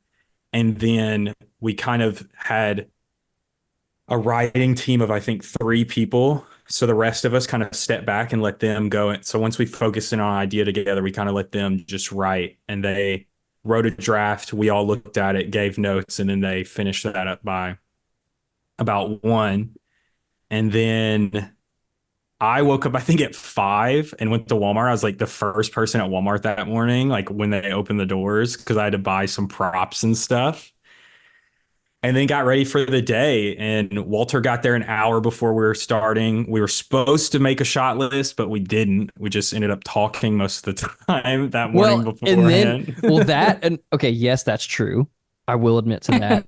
But then also, like, I started making the shot list, and I was like, oh my gosh, it's going to take way longer to make this. Like, making the shot list is going to cut into our actual time that we need to be shooting. Mhm. Right. Like, I think which is what I figured, because I Yeah. knew that takes quite a while to Yeah. like getting Yeah. a script even for Yeah. a short project like this. Mhm. Yeah. So that was going to be a big challenge. So that's what we like kind of scrapped the shot list. I'm like, we kind of ended up shooting most of the thing chronologically. Right. That's very cool. Most of it, yeah. But anyway, so yeah, keep going, Walker. Yeah. So we shot until we wanted to be done at 5. I think we shot till about 6. Mhm. And then, which honestly, like, I think was pretty good. Like, I think we were really hopeful to be done at 5. And so I think getting done at 6 was good. And then my brother, Zach, he was there all day. Like, he was already editing while we were on set. Like, we would give him cards and he would be dumping and organizing and editing while we were already on set, still shooting. And so that helped a lot, because he was an editor for a film last year on a different team. And so he kind of came into it knowing, like, I want to already have this thing organized by the time like we're done shooting, basically. Because he said last year that was like a nightmare, having to try to organize it as fast as possible and then edit it overnight. And so he edited until about midnight that night. We jumped on a Zoom. We kind of looked at it together. I gave him notes, and then we went to sleep, and he woke up in the morning, tightened it up, got it finished, and then we sent it to Walter to color, sent it to a guy, because we had an original score that was made during that time too. So we sent it to our guy to start making the score. And yeah, that was kind of the process. Just the rest of that day, Sunday, was getting it, giving notes, getting notes from everyone, seeing what everyone thought, and then getting it done. I think we had it in 2 hours early, actually. So Wow. Mhm. Okay. Cool. yeah, that was a goal too. We did not want to have to worry about the upload. We were like, Yeah. I don't want to trust Sure. anyone's internet that like 1 minute left and we have to upload this thing. So Like, yeah, like if it's due at 7, you don't want to start uploading at 6:55. It could finish by before 7, but Right. if it doesn't, like, Yeah. you're screwed. It's a lot of work for nothing. Yeah. Yeah. Yeah. So how did you get your actors on board? There are 3 people on screen, Yeah. correct? Yes. Yeah. 3 people. So our AD Stacy is a rock star. She was amazing. And all 3 of our actors are connections of hers. And we were lucky to work with some great actors. Our main actress, Becky, I mean, is the president of Women in Film in Arkansas. And she's a great actress. And so we're so lucky to have her. And then we had Jacob, who is a young music producer, but he did acting in high school and stuff, and Stacy knew him and brought him on, and he honestly was so perfect for He was great. what we He ended up was great. doing. So It was Yeah. so great. I love the story. So there's the scene where he's sitting in the bathroom on the toilet, and he has his Mhm. pants pulled down, he's reading. And Walter and I were talking, and we're like, the scene where he's in the bathroom, we have to use this tiny little bathroom at the end of this hallway because that It's bathroom so was so funny. weird. Like if you sit on the toilet and try to look at your phone, the sink is in the way. That's how small that bathroom was. But we're like, we have to use this, and we have to get him sitting on the toilet. And I was like, all right, I'll talk to him. I'll see if he's comfortable doing it, And I was like, okay, Jacob, I think for this next scene, we're going to have you in the bathroom, And he said, am I using the toilet? And I said, yeah. And he walked right past me, pulled his pants down and sat on the toilet. Did not Amazing. think twice about it. And I was like, He was all awesome. in. I love this guy. And it really did make for one of the funnier scenes, Yeah. in my opinion. Like it was a locked off shot. It's like the camera's just on a tripod, it's not moving at all, and it's a wide angle, and it's like in the middle of the frame, a little bit far away. Like the rest of the hallway is dark, but then the light is on in the bathroom. The door is wide open, and he's sitting with his pants down, just like reading a magazine. It's so good. It was really funny. It Yeah. was a really funny scene. Should we, Walker? Should we give him a quick synopsis of what our short film was about? 'Cause I don't think we've done that yet. Yeah. Yeah. So Squatter is about, I don't remember the log line because I didn't write it. I don't remember even who did, but I don't it's either. about Squatter is about a woman who comes home from a trip and finds, an unexpected visitor in her house. I think that's a good That's a good way to put it. explanation. Yeah. Yeah. Yeah. And it's every short film had to be between 4 to 7 minutes. And I think Yeah. ours was closer to the 7-minute mark, I I believe. think it was about Yeah. 6.5 minutes. Okay. Yeah. And it's got Um, some stuff, they make you do like 5 seconds of black at the beginning, and then you have to do like their specific title card and stuff that's in it. And so, that takes up a little bit of time. yeah. Yeah. But it was I thought our pacing was really. I'm really proud of it. I thought our pacing was Yeah. really good. You should be. Yeah, The it's writing. great. I was not involved in the writing, so I can't take credit for that at all. But like the way the story moved along, because I mean, like, again, you have 4 to 7 minutes. You cannot spend a lot of time building things up necessarily. Yeah. Like you got to keep it moving pretty quick, and I think we did a really good job doing that. So There was one after y'all's that I was able to stay for that was called Charade. In it, I was impressed. I was like, oh, this one is almost like it was a lot more dialogue heavy. Mhm. But it had like a pretty impressive sense of pacing, not quite as good as y'all's, but it was just I had that reaction to it like I had to y'all's. Y'all's was a breath of fresh air because it far and away stood above the rest of the thank films that you. I saw, except you. for that one that I saw right afterwards yeah. that did not win any awards, but you guys won Best Cinematography. So congratulations. We did that. win Best Cinematography, which I was really proud of. We also won Best Editing as well as Best Female Actress, which you mentioned Becky earlier. Becky won her. So y'all won 3 awards. We won 3 Yeah. awards. Yes. Wow. Yeah. Okay. I believe we got robbed on a few others, but I won't. Yeah. I'm not Sure. gonna go any further than that. That's for the Um, Patreon episode. We'll yeah, talk that's about where that on yeah there. That's a Patreon episode. that's where we talk shit. It was the AI movie. It was the AI movie. Which Walker was that one? Was The the AI movie? futurist. Was that the one that got submitted late, so they couldn't win anything anyway? No, that was the drawing one, the 13th Oh, party, I love that which one.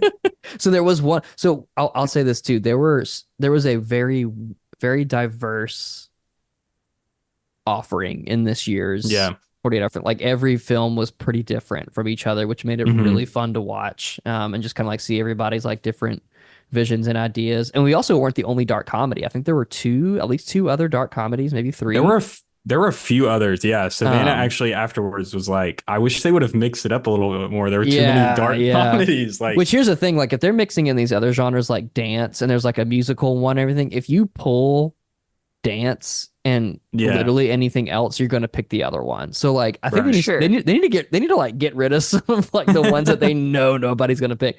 Right. But there was Or one, put those together so but someone has to pick the there lesser you of two go. evils. There you go. I like that. But there was one that was I hesitate to call it animation because it was literally just drawings. And so it was just like we would show different drawings on screen, and like every character had its own like voice actor. It sounded like it was maybe just like iPhone voice recordings that they sent to Yeah. the filmmaker. Um, but it was like it was just fun, and it was like oh my gosh, there was a lot of creativity behind this, and Yeah. Mhm. and it made me laugh. Like it was goofy and funny. And there are a few others like that too, where it was like you can tell that everybody involved, like I think the animation one, other than the other voice actors, I think it was just one guy who drew everything and wrote it Yeah. and put it all together and all that, which is really impressive. But then there were other ones that were like, yeah, there was like a decent crew, maybe even bigger than one that like the crew that we had. And you can tell everybody just had a lot of fun and like they really Yeah. cared about what they were making. And those stood out amongst the ones where you could tell that like maybe there wasn't a whole lot of like passion behind it, you know. Mhm. Yeah. So it just I, goes to show, like if you're making art and you put passion into it, like it will come out. Like people will see yeah. that. Yeah. Yeah. I think that's what I loved about the 48-hour film festival when I went to the screening last year was that it really is a festival that's focused on people trying things out, people having a good time. Because I mean, you're making it something in 48 hours. There is no way it is going to be perfect. There's no Yeah. way that like you go into it knowing that like this is not going to be the greatest movie that's ever been made. Hmm. But it's all about like having a good time. And there is stuff that comes out of it that's really fun and really good. And it's like there were definitely a couple of films that if we break down how they were technically, there's probably stuff that you could point out, Hmm. but they were just so fun. And you could tell the people that were making it had such a good time. Hmm. And that definitely comes through. I'm thinking of one that was like shot entirely in a car, Hmm. but it was about a guy running away from his wedding. And it's like, it probably wasn't even my favorite, wouldn't have been in my top three, but it was fun to watch because I could Yeah. tell the people, they were like laughing and having a great time. Hmm. Hmm. And so Yeah. it's cool. It's a cool little quirky Mhm. festival. Yeah. Are The y'all only gonna thing it go ahead. go ahead, Olivia? I was gonna say, I think that, like this idea for like this concept is such a cool creative challenge Hmm. and process. And so I feel like it really does make you have to like flex your creative muscles and kind of what you guys were saying. I mean, obviously I didn't get to go, so I didn't get to see any. I saw y'all's because Walter sent it to me earlier today. But I feel like what you guys were saying of like you can see the passion through it and like who had fun with it and who was maybe just doing it for the sake of doing it. Like I feel like this is the type of thing that people should probably engage more in. Hmm. Hmm. But there's like it feels like there's not that many opportunities. And so Yeah. like how did you even come across this in the first? Because like I haven't heard of this, but like I'm curious, like how did you come across this in the first place? Yeah. So I heard about it in college because I went to college close to Little Rock. And I think one of my professors had done it before, and he mentioned it that it might be something that like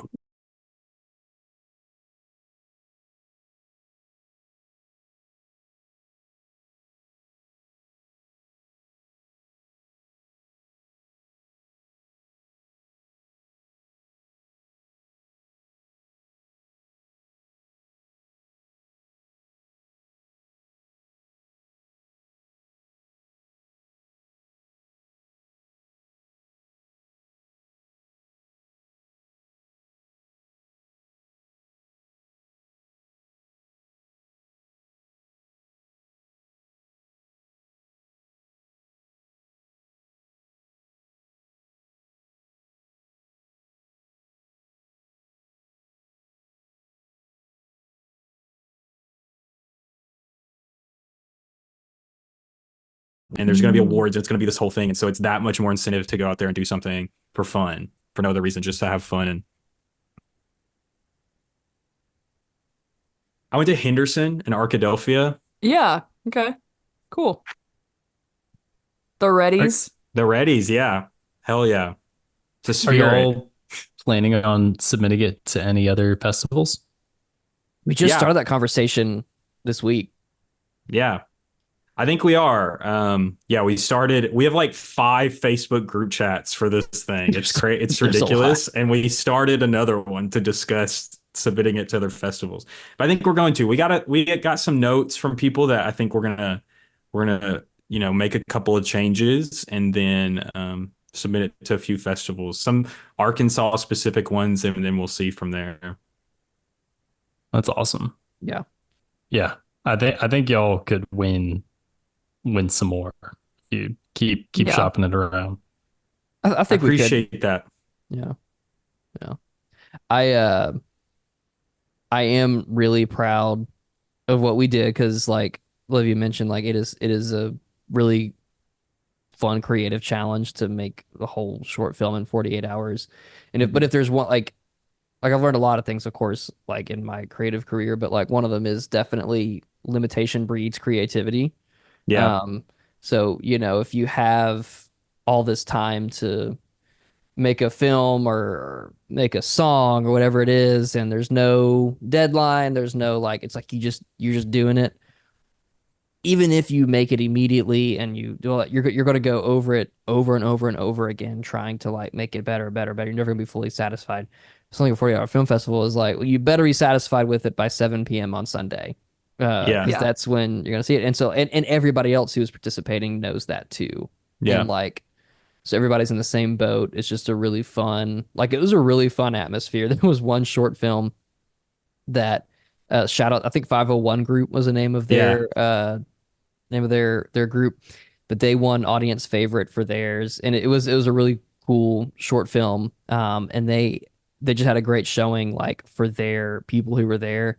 Like every time they won an award or like mentioned anything, like I mean, they were bringing down the house, like screaming, like so excited for like I think a lot of them weren't even like on the crew or cast who made the film. Maybe they were, but they're just so excited to like to see themselves on screen or see the work they made or just see their friends who made this film. And I was like, oh, what a fun at like I didn't mind losing to certain people, like certain other teams, because I'm like, Yeah. they're like you can tell they're really passionate about it and they're proud of what they did, and they should be. And I'm not talking about the AI film. Yeah. Which was 501 Group? Which 501 one did Group they do? was Sanctuary was the name of theirs. Yeah. Yeah. Yeah. Yep. And it made me realize that like Walker, you and I work in production, right? So like we do, and maybe you don't as much as I do, but like because you want to be more a director, but I focus in a lot on the technical aspect of things. Like I want things to look the best they possibly can. Like my job as the cinematographer is to do great storytelling with the camera. Yeah. And the writers, their job is to do it through dialogue or like writing whatever. And then Walker, your job is to like oversee that, like everything in that respect. And like, so I get really caught up in the technical production side of things. And then I think I kind of like, I seeing everybody's reaction to Sanctuary, like the 501 Groups movie made me like, reminded me like, no, like it is like movies are actually more about how they make you feel, like, and that's what the vast majority of movie watchers like connect with is like, well, how did that make me feel? Not like, oh, the lighting was so great in that scene or the camera movement was really cool. Yes, I zero in on those things because I work in that and that's what I pay attention to. But like, that movie, that short film Sanctuary connected with a lot of people even outside of their team, and that's why they won like several awards. So that was like, I think y'all didn't ask, but that was probably like one of the main lessons I learned from this past weekend. Yeah. And you come out with something that's cool. I mean, like again, James Cameron said, you take a camera, you film something, you cut it, you put it together, and you're a filmmaker. and that's it. That's all it takes. Yeah. And it's cool because that really, it's an exercise that, like the average quality across the whole festival isn't really the point. The point is like, look how amazing it is when you kind of get to create a story that you get to watch and hear. And there's varying levels of quality, and y'all's was like definitely the best of what I saw. But yeah, it's like, I think it's a very cool mission. And like the other winners get to go to Seattle or something like in The March. first place winner. Yeah. So I was rooting for y'all going up to the Pacific Northwest, but yeah, we were hoping.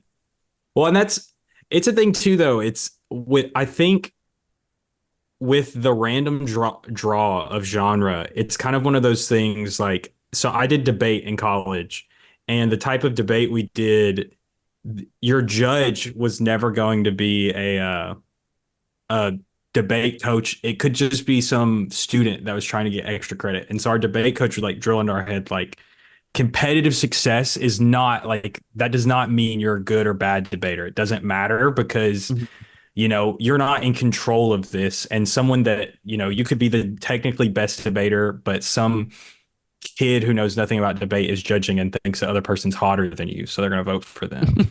And in this, it's like almost the same thing, because it's like, we're a dark comedy about like some dude hiding in someone's house, and like we're making poop jokes and stuff. And then there's like a drama film about like a man being baptized and washing away all of his sins. And it's like, we're having to compare those and say, which one is the better film? And so it's just, it's easy to be bummed out, that like we didn't win all the awards we wanted to, but at the same time, it's just, man, sometimes it's just that way. And it's like, we got a dark comedy, which isn't, the Oscars don't like them. The people at the 40-hour film festival don't like them either, So it just is what it is. So you're in good company is what I'm hearing. Right, exactly. Yeah. But next year we're going for Oscars. Yeah. As you should. Yeah. Right. yeah. Well, it was really super should. fun. It was super fun, and I'm really, really thankful that I got to meet Walker and become friends with him, because we do have a lot in common even outside of filmmaking. And it was cool to work with him and the rest of and I got to bring in one of my good friends to gaff, to do all the lighting. So Cody got to work with everybody, and my parents got to come into town. They were already coming into town from Alabama to visit that weekend, and they made it just in time for the screenings and everything, and that was really cool. That's and cool. So yeah, it was just really cool to share that experience with everybody. And I don't think we couldn't have won any of those 3 awards without the collective effort of everybody involved, for sure. Yeah. Yes, I am proud for winning best cinematography, but absolutely could not have happened without Cody's lighting, Walker's direction, Zach's editing, the acting, all of that, just really came together really well. And I'm really proud of it. And I think we should be. Yeah. Yeah.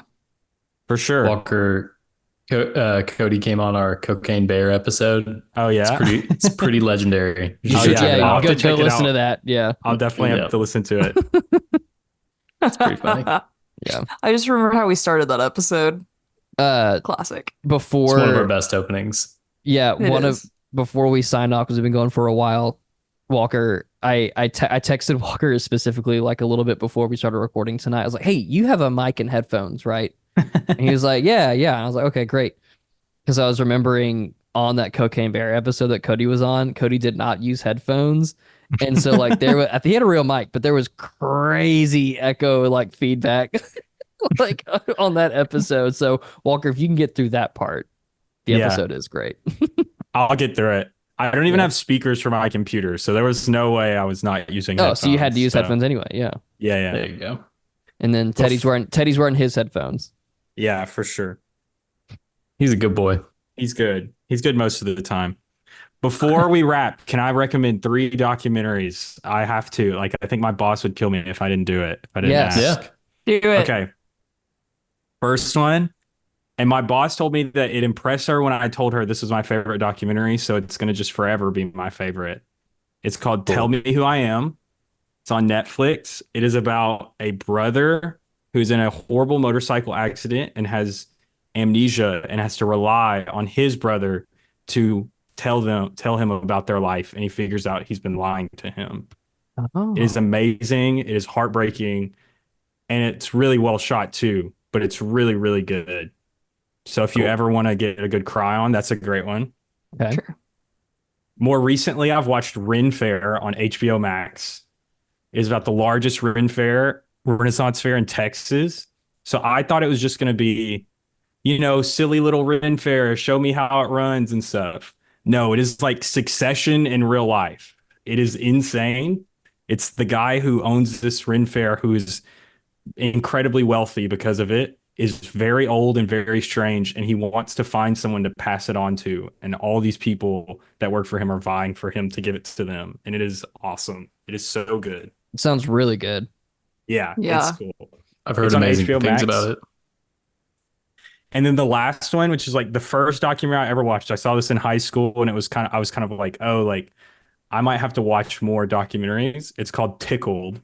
If you've ever seen it, it is about a journalist who stumbles upon the competitive tickling industry and travels down the rabbit hole.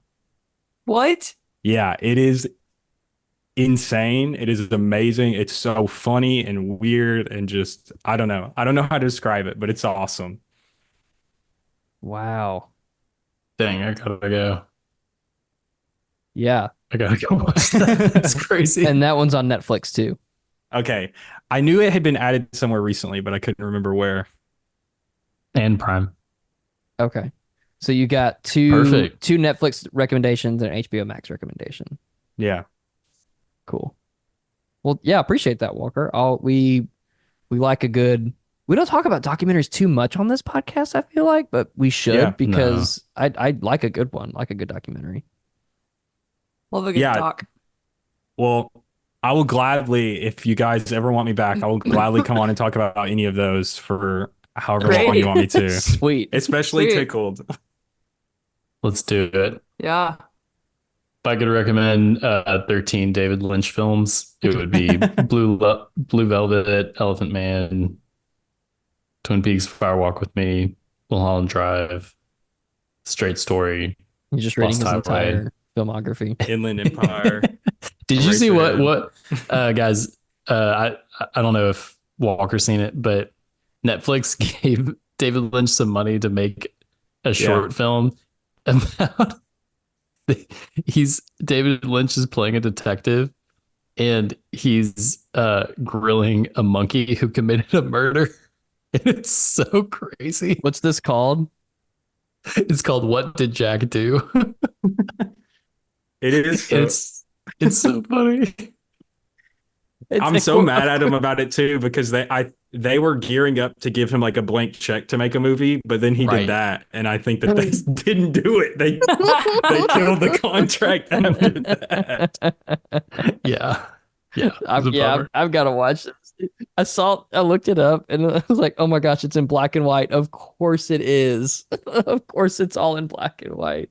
That was one of the first David Lynch things that I watched, and I was like, this is so weird. And then now looking back at it, it's even funnier because Yeah. like he was an Eagle Scout like growing up. He's like a Same. American boy.